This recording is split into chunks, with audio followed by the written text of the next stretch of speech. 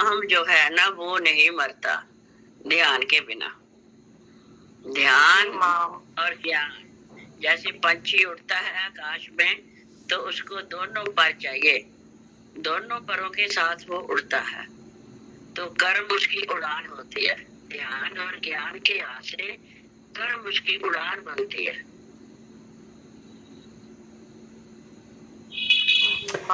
हाँ, अब थोड़ा हम बोलेंगे सभी को इसी ज्ञान और ध्यान पे और भक्ति पे बोलेंगे कि कैसे तीनों का समन्वय है। जी भैया, बहुत बढ़िया, बहुत बढ़िया, बहुत बढ़िया।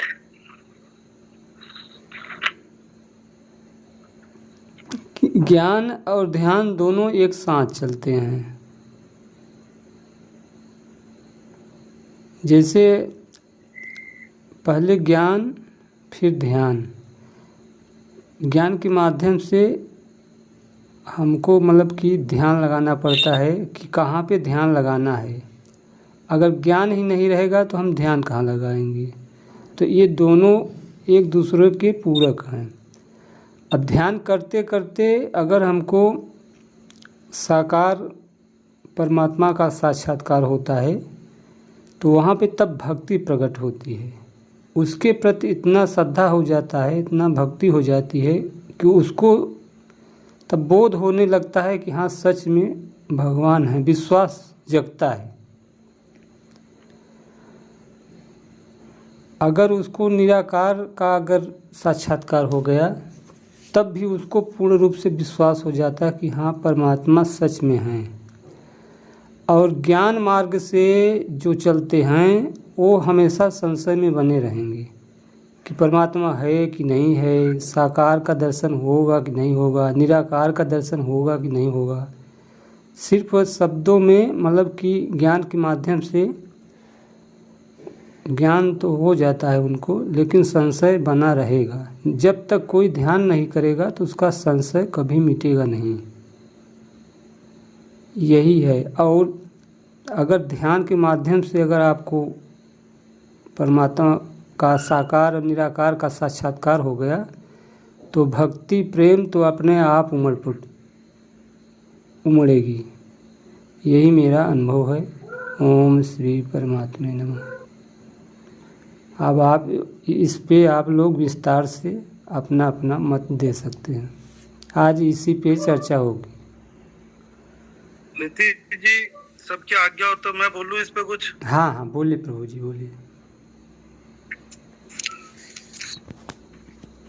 इस बात पे मैं ये कहना चाह रहा था कि मेरा जो व्यक्तिगत निजी खुद का अनुभव है वो ऐसा है कि इन तीनों को ज्यादा पृथक करने की हमें आवश्यकता नहीं होती है। हम किसी भी रास्ते से आ जाएं, चाहे भक्ति मार्ग से आ जाएं, चाहे ध्यान मार्ग से आ जाएं, चाहे कर्म योग से आ जाएं, एक ही जगह पे हम आके टिकते हैं, वो है हमारा आत्म तत्व। उसके अंदर हमें स्थित होना होता है। चाहे भगवान से प्रेम करते हुए मन को विलीन करके आ जाएं, चाहे कर्म के अंदर हम मन को विलीन करते हुए आ जाएं, चाहे ज्ञान से हम मन को विलीन कर आ जाएं, हमारा जो अंतिम लक्ष्य होता है वो आत्म तत्व में आकर ठहरना होता है।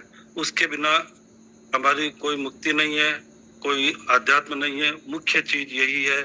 जितने भी संसार में संत हुए, किसी भी देश के हुए, किसी भी धर्म के हुए, कहीं के भी हुए, सब ने इसी पे आके टिके हैं और इसी से उनको सारा संतत्व प्राप्त हुआ है। अच्छा, गहराई से जो मैंने अनुभव किया है वो ये है बात कि आप चाहे ध्यान के मार्ग से चल लें, चाहे किसी भी मार्ग से चल लें, ये तीनों चीजें आपके अंदर साथ साथ में चलती है। हो सकता है थोड़ा कम ज्यादा होती है, जैसे 3 गुण होते हैं, रजो सतो। उस प्रकार से क्या है कि ये भी तीनों चीजें साथ ही चलती है। किसी में थोड़ी सी भक्ति वाला प्रेम वाला ज्यादा हो सकता है, किसी में कर्म प्रधान हो सकता है, किसी में ध्यान समाधि प्रधान हो सकता है। बाकी तीनों चीजें साथ चलती है। जब हम अपने आत्म तत्व के अंदर स्थित होते हैं, इसका मतलब अपने आत्मा से प्यार कर रहे हैं, आत्मा से प्यार कर रहे हैं, आत्मा के प्रति प्रेम है। तो क्या वो परमात्मा के प्रति हमारा प्रेम नहीं है? तो जो प्रेम है वही तो भक्ति है। केवल हम एक मूर्ति के प्रति या एक आकार के प्रति प्रेम करके भक्ति करके ही उसको भक्ति नहीं कहते। ये भी आपकी एकदम शुद्ध भक्ति है। ये तो परमात्मा को निराकार मान के आप उसमें ठहर रहे हैं। आत्मा परमात्मा में कोई अंतर नहीं है, खाली उनकी क्षमताओं के अंतर कि भाई वो बहुत बड़े समुद्र की तरह है, हम एक बूंद की तरह है, गुण हमारे सारे एक ही है। तो वो हमारा प्रेम हो जाता है उस तरीके से, उसको आप भक्ति भी कह सकते हैं। जब आप ध्यान करते हैं, समाधि करते हैं, तो उसी से तो असली ज्ञान उत्पन्न होता है। फिर ज्ञान मार्ग में क्या होता है, वहां पे जो ज्ञान उत्पन्न हो रहा है वही तो असली ज्ञान है। जितने भी शास्त्र जो दुनिया में लिखे गए हैं, जितने भी धर्म ग्रंथ लिखे गए हैं, वो जो उनके अंदर समाधि के अंदर ध्यान के अंदर जो ज्ञान उत्पन्न हुआ है उसी से ही वो सारे लिखे गए हैं। तो इनको कभी भी हम अलग अलग नहीं मान सकते, तीनों साथ ही चलते हैं। जब हम आगे बढ़ते जाते हैं, डूबते जाते हैं, तो तीनों चीजें एक साथ में लगभग पैरेलल चलती है, ऐसा मेरा मानना है। अब आप लोगों का क्या ओपिनियन है, क्या भाव है, वो आप और बताइए। धन्यवाद।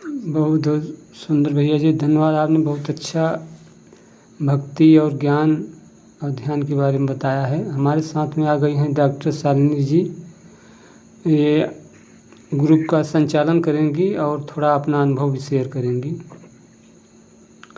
प्रणाम भैया जी, सभी को मेरा सादर प्रणाम। जी भैया जी, आज प्रणाम भैया जी, आज का विषय क्या है थोड़ा बता दीजिए। मैं अभी जस्ट ज्वाइन हुई हूँ। भक्ति और ज्ञान और ध्यान, जी भैया जी, इसी पे मतलब कि तीनों का समन्वय, मतलब तीनों का लक्ष्य क्या है, इसी के बारे में सबको मतलब बोलना है। जी भैया, जी भैया जी। तो सबसे पहले हम शुरू करते हैं। हमारे साथ हैं नंदलाल भैया जी। नंदलाल भैया जी, आपको सादर प्रणाम। आप इस विषय पर अपने विचार रखिए। धन्यवाद। जी दीदी जी, प्रणाम। ऐसा है कि जो लोग समझते हैं कि हम केवल ज्ञान मार्ग से पूर्णता प्राप्त कर लेंगे, मोक्ष प्राप्त कर लेंगे, परम शांति को प्राप्त कर लेंगे, तो सच से दूर हैं। न केवल ज्ञान मार्ग से प्राप्त किया जा सकता है, न केवल कर्म मार्ग से, न ही केवल भक्ति मार्ग से। अब भक्ति मार्ग से भी जो प्राप्त करना चाहते हैं, सगुण की भक्ति करते हैं, तो जैसे हम लोग यहाँ सोहम कहते हैं, तो वे लोग कहते हैं सोहम नहीं, दासोहम। वे कहते हैं मैं दास हूं, और हम कहते हैं सोहम, हम वही हैं जिसकी तलाश है। तो वे कहते हैं कि दास दासोहम, तो हम कहते हैं सदा सोहम। माने उनका तर्क ऐसा ही रहता है कि हम तो दास हैं, हम कुछ नहीं है, तुच्छ हैं, किंकर हैं, और स्वयं को जानने का प्रयास नहीं करते हैं। तो यह अंधभक्ति कही जाएगी। जो अपने को दास कहते हैं, अगर उनको ज्ञान नहीं हुआ तो उसको स्लेवरी, जिसको कहते गुलामी, कही जाएगी। तो ज्ञान के बिना दासता, भक्ति जो है वो दासता कही जाएगी। इसलिए ज्ञान होना जरूरी। जब ज्ञान प्राप्ति के बाद हम दासता करते हैं, तब वह भक्ति कहलाती है। इसीलिए गोस्वामी तुलसीदास जी ने कहा कि दास को भूषण भक्ति है। अगर हम दासता कर रहे हैं, किसी की गुलामी कर रहे हैं, किसी के किंकर बन करके रह रहे हैं, तो भक्त हम तभी कहलाएंगे जब हमको सत्य का ज्ञान होगा। तो दास को भूषण भक्ति है, भगति को भूषण ज्ञान। हमारी भक्ति अंधभक्ति कही जाएगी अगर हमको आत्म स्वरूप का बोध नहीं होता, सत्य का ज्ञान नहीं होता, तो हमारी भक्ति अंधभक्ति कही जाएगी। इसलिए ज्ञान का होना परम आवश्यक है। तो हमारा ज्ञान योग तो स्वतः सिद्ध होगा अगर भक्ति योग सिद्ध होती है तो। और जब हमको ज्ञान हो जाता है कि हम वही हैं, सो हम, और हम वही हैं जो तत्त्वमसि, और वही तुम हो, माने मैं और तुम दोनों एक ही हैं, जब अपने को ही सब में देखते हैं तो उनके प्रति जगत में अधिक देखते हैं, लोगों को, दीन दुखियों को देखते हैं, उनके प्रति करुणा जगती है। करुणा के देखने पर उनके प्रति सेवा का भाव उमड़ता है, तो भक्ति भावना स्वतः पैदा होती है। तो एक दूसरे पर ज्ञान और भक्ति आधारित होते हैं। फिर तीसरा कर्मयोग है। कर्मयोग हमारा स्वतः सिद्ध होगा इस बात से कि अगर हम शुभ कर्म करते हैं तो उसका पुण्य बनता है, अशुभ कर्म करते हैं तो पाप बनता है, और पाप पुण्य दोनों ही बीज हैं। पुण्य कर्मों का फल स्वर्ग और पाप कर्मों का फल नरक है। तो हमको पाप पुण्य दोनों का त्याग करके बस प्रभु की इच्छा से सब हो रहा है। प्रभु की त्रिगुणात्मिका प्रकृति हमसे सब करवा रही है, हम कुछ नहीं कर रहे हैं, जो कुछ कर रहे हैं प्रभु कर रहे हैं, यह भी भाव आ जाता है। तो इस तरह से ज्ञान योग, कर्म योग और भक्ति योग तीनों के समन्वय से ही हम पूर्णता की तरफ बढ़ते हैं। सही ध्यान योग की बात, उसके लिए भी गोस्वामी तुलसीदास जी कहते हैं कि ज्ञान का भूषण ध्यान है। हमें बहुत ज्ञान हो गया कि अहम ब्रह्मास्मि, मैं ही ब्रह्म हूं, लेकिन अगर अपने स्वरूप में हम स्थिर नहीं हो पाते हैं, स्वरूप बोध नहीं होता है, स्वरूप में हमारी स्थिति नहीं बनती है, तो हमारा ज्ञान अधूरा है, वह शांति की प्राप्ति नहीं करा पाएगा। स्पष्ट उन्होंने कहा कि ज्ञान का भूषण ध्यान है, और ध्यान का भूषण त्याग। ध्यान में ही जब हम बैठते हैं तो त्याग होना चाहिए हमारे मानस पटल से दृश्यमान जगत का। जब ध्यान में बैठते हैं हमारे मानस पटल से संपूर्ण दृश्य का लोप हो जाता है, विचारों का लोप हो जाता है, तभी तो वह प्रभु या कहें अपना स्वरूप प्रकट होता है, तभी तो हम उस स्वरूप का बोध प्राप्त कर पाते हैं, उसमें ठहर पाते हैं। तो इस प्रकार से ज्ञान योग, कर्म योग, भक्ति योग और ध्यान योग तीनों एक दूसरे पर डिपेंड हैं, और तीनों के बिना, ध्यान को भी लेके चारों के बिना भक्ति अपूर्ण है, और चारों का बहुत महत्व है। अंत में ध्यान ही हमें परम शांति की उपलब्धि कराता है। तो चारों का बहुत ही महत्व है। पूर्णता हमारी शांति की प्राप्ति पर ही सिद्ध होती है। जब परम शांति की दौलत दिगे न बोलत बिसरे, हम कहीं भी यात्रा कर रहे हैं, कुछ काम कर रहे हैं, बोल रहे हैं, तो भी हमारा ध्यान उसी में समाहित है, आनंद स्वरूप में अपने स्थित हो गए, और भान नहीं रहता है बैठने पर ध्यान के समय, तब तो समझिए कि हमारी भक्ति पूर्ण होती है, अन्यथा अपूर्ण है। तो किसी एक मार्ग से हम पूरे नहीं हो सकते हैं। बस यही हम कहना चाहेंगे। धन्यवाद, सभी को बहुत बहुत प्रणाम। प्रणाम भैया जी, बहुत बहुत धन्यवाद। आपने अपने सुंदर विचार रखे, इसके लिए आपको बहुत धन्यवाद देते हैं। और हम आगे चलते हैं। हमारे साथ हैं आजाद भैया जी। आजाद भैया जी, आप इसके बारे में अपने विचार रखिएगा कुछ। प्रणाम, आपको बहुत बहुत स्वागत करते हैं आपका। जी, आप सभी को बारंबार प्रणाम। और एक्चुअली ये दीजिए जी, मैं अभी जस्ट जुड़ा हूँ, तो थोड़ा एक बार टॉपिक बता दीजिए क्या है कि ये ज्ञान योग, भक्ति योग और ये है क्या अपना? जी जी जी जी, ज्ञान योग, भक्ति योग, कर्म योग, ध्यान योग, इनका लक्ष्य क्या है, कौन सा मार्ग श्रेष्ठ है? जी जी जी, एकदम सही टॉपिक, बहुत अच्छा टॉपिक है बहन जी। और अभी हमारे एक नंदलाल भैया जी ने ना बहुत ही अच्छे तरीके से पूरे टॉपिक को अच्छे कवर कर दिया है। अभी उसमें मैं यही बोलना चाहूंगा कि एकदम सही है कि ये चारों जो योग हैं, भक्ति योग, ज्ञान योग, कर्म योग और ध्यान योग, ये बाकी एक दूसरे से रिलेटेड है, संबंधित है। इसको ऐसे समझ सकते हैं कि इसमें सबसे जो प्रबल है, जैसे कि नरसिंह मेहता जी की भक्ति से हर कोई वाकिफ है। नरसिंह मेहता जी की भक्ति इतनी प्रबल थी कि बच्ची की शादी वगैरह का भी जो था वो भगवान ने ही स्वयं आकर के पूरा काम किए थे, इतनी प्रबल भक्ति थी। फिर भी उन्होंने यही चीज बोले थे कि जब तक मतलब ये साधना या भक्ति अधूरी या साधना अधूरी, जब तक आत्म तत्व को ना चीनो, ऐसा कुछ है, वो भी मुझे पूरा आ नहीं रहा है। आत्म तत्व जब तक चीनो नहीं तब तक साधना या भक्ति अधूरी। तो आत्म तत्व जो है वो सबसे इम्पोर्टेंट है। सारे योग में सबसे ज्यादा प्रबल है वो आत्मयोग है।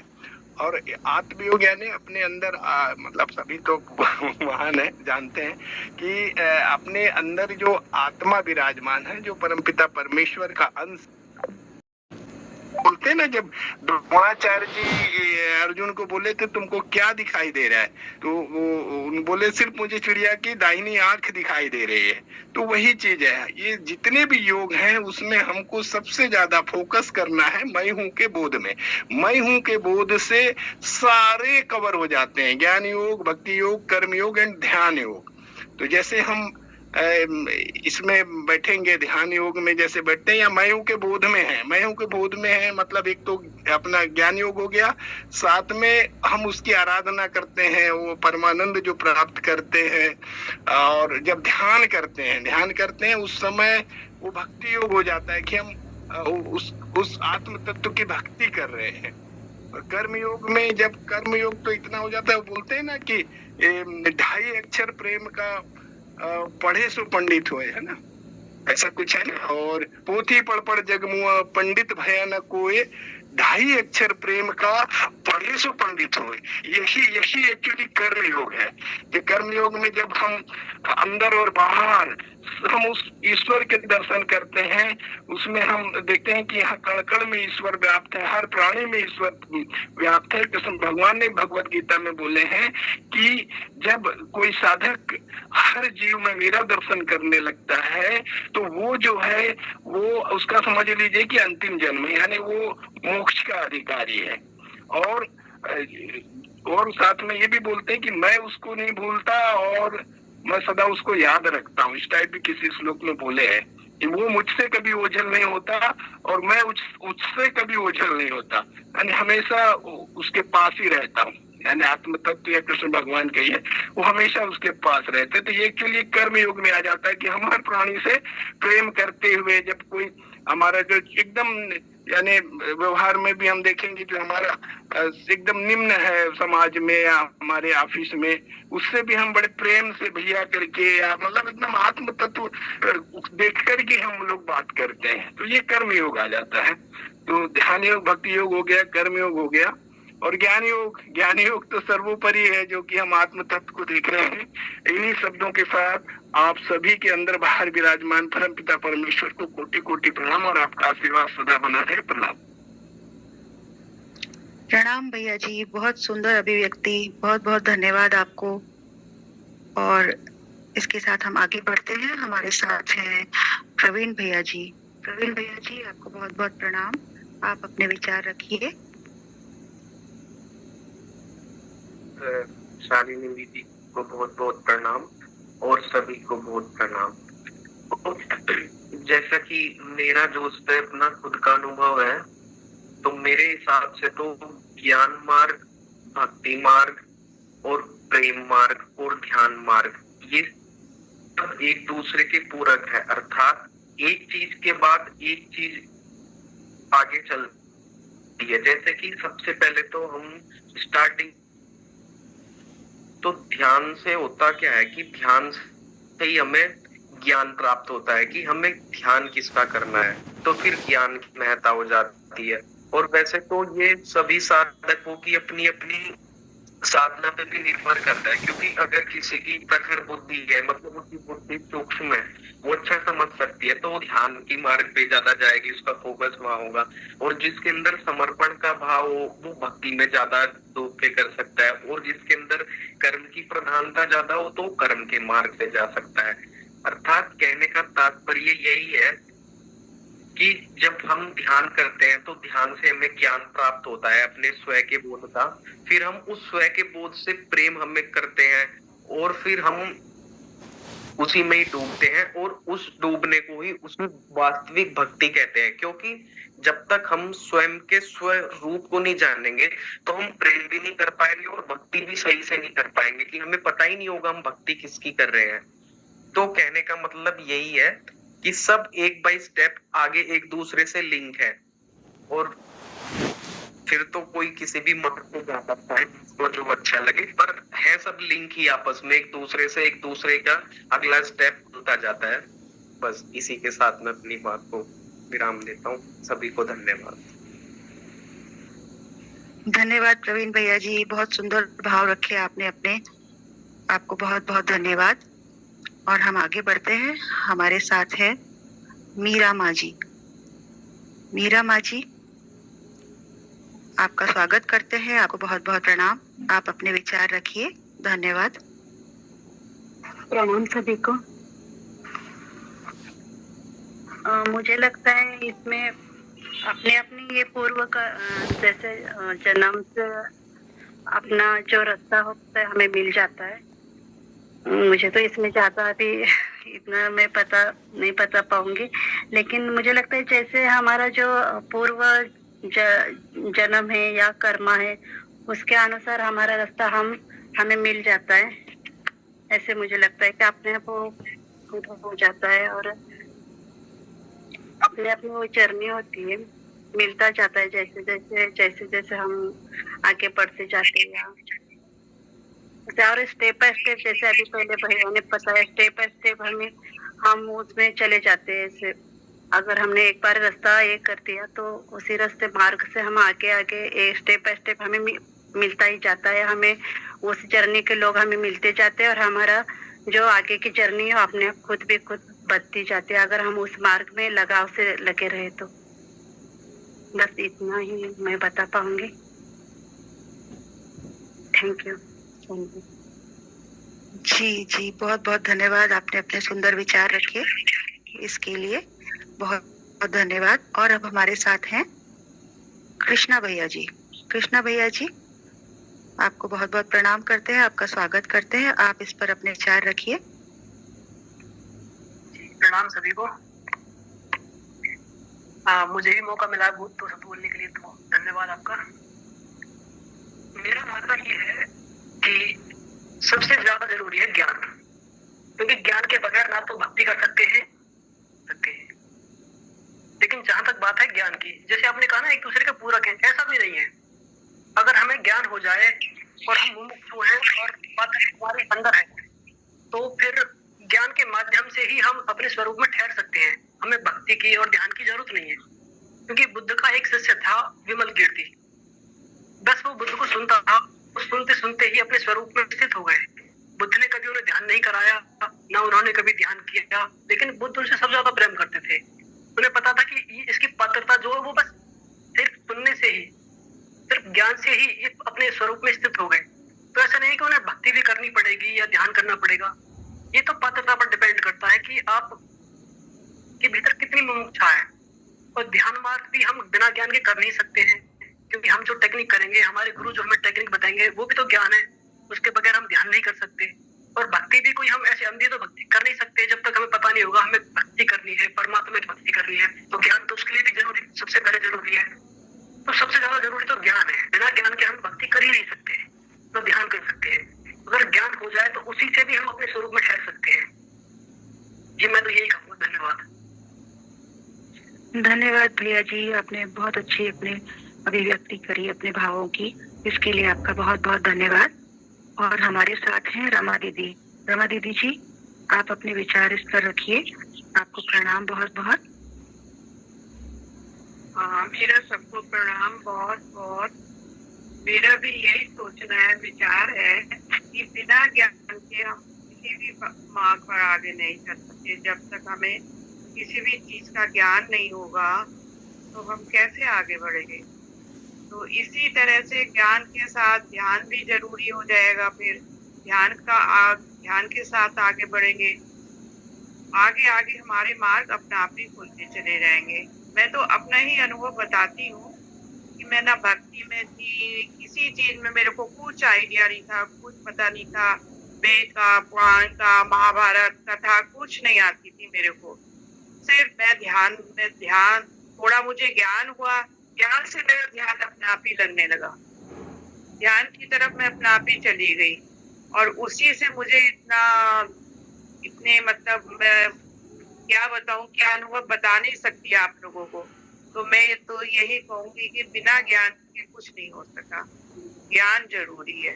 बस मैं इतना ही कहना चाहूंगी। सबको मेरा प्रणाम, सबको मेरा प्रणाम दीदी जी, बहुत बहुत धन्यवाद, आपने अपने सुंदर विचार रखे। आप अपना माइक थोड़ा म्यूट कर लीजिए दीदी जी, और इसके साथ ही हम आगे बढ़ते हैं। धन्यवाद दीदी जी। आगे बढ़ते हैं, हमारे साथ हैं शनेश भैया जी। शनेश भैया जी, आपको बहुत बहुत प्रणाम, आप इस पर अपने विचार रखिए। धन्यवाद। आप जी सभी को प्रणाम, बहुत बहुत धन्यवाद, बहुत बहुत आभार आपका। लेकिन व्यक्त करूं छोटी सी चीज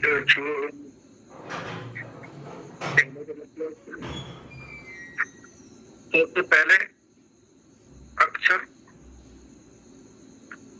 अक्षर से बना शब्द,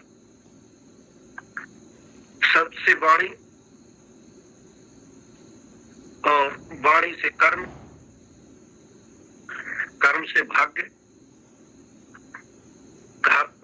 भाग्य से प्रारब्ध और प्रारब्ध से संस्कार, संस्कार से ज्ञान और ज्ञान से भक्ति, भक्ति से ध्यान और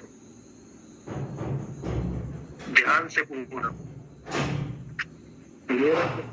मेरा तो कहना बस यही है, इससे आगे मैं और कुछ समझा नहीं सकता हूँ और न मेरी इससे ज्यादा समझ। धन्यवाद सभी को। धन्यवाद भैया जी, बहुत बहुत धन्यवाद, आपने अपने सुंदर भाव रखे, इसके लिए आपका बहुत धन्यवाद करते हैं। और हमारे साथ हैं डॉक्टर राघव। डॉक्टर राघव जी, आपको बहुत बहुत प्रणाम, आप अपने विचार रखिए। धन्यवाद। नमस्ते। ये जो धर्म मार्ग में आत्मा और परमात्मा को पाने के लिए ये जो 3 रास्ते हैं, कर्म प्रदान, भक्ति प्रदान और ज्ञान प्रदान। ये कर्म प्रदान है, तो कर्म प्रदान है वो शरीर के लेवल से हम सेवा के माध्यम से पर आत्म तत्व और परमात्मा तत्व को पा सके। जैसे हमारे हिंदू धर्म के सिवा जो ईसाई धर्म है, मुस्लिम धर्म है, वो सभी यही बेस पे डेवलप हुए हैं। इसके बाद हम जाए तो भक्ति प्रदान, तो भक्ति प्रदान में शरीर और पार्ट होता है और उसमें प्रेम से हम मिल सकते हैं, कर सकते हैं। जैसे धर्म कर्म में हम सेवा किया तो भक्ति में हम प्रेम, तो प्रेम के माध्यम से हम आगे बढ़ सके और आत्मा और परमात्मा को मिल सके। जिसमें और ज्ञान में मेजोरिटी ज्ञान के माध्यम से कि हम परम तत्व को और आत्म तत्व को पा सके, जिसमें ज्ञान में मेन माइंड ही मैटर होता है और ध्यान ही करने का है। ये तीनों में जो ज्ञान मार्ग है सबसे छोटा है, क्षण में साक्षात्कार भी हो सकता है और बहुत टाइम भी लग सकता है, इतना शॉर्ट भी है और इतना लॉन्ग भी है। बाकी जो कर्म प्रधान है और भक्ति प्रधान है, हम बहुत सारे लोगों को एक साथ जोड़ के भी ये सब मिलकर भी हम आत्म तत्व और परमात्मा तत्व को मिल सकते हैं। बाकी ज्ञान और ध्यान के माध्यम से तो सिर्फ हम ही अकेले ही आगे बढ़ सकते हैं। इसीलिए हमने हमारे सनातन धर्म में हमने बोला है कि अहम ब्रह्मास्मि। बाकी के सब धर्मों में सभी ने ऐसे ही बोला है कि मैं ईश्वर का बालक। तो हमारे धर्म में ही हमने यहाँ तक पहुंचकर बोल सके हैं कि अहम ब्रह्मास्मि। यही मेरा मानना है। धन्यवाद। और हमारे साथ हैं ज्ञान भैया जी। ज्ञान भैया जी, आपको बहुत बहुत आप अपने विचार व्यक्त कीजिए। सभी भाई बहनों को प्रणाम।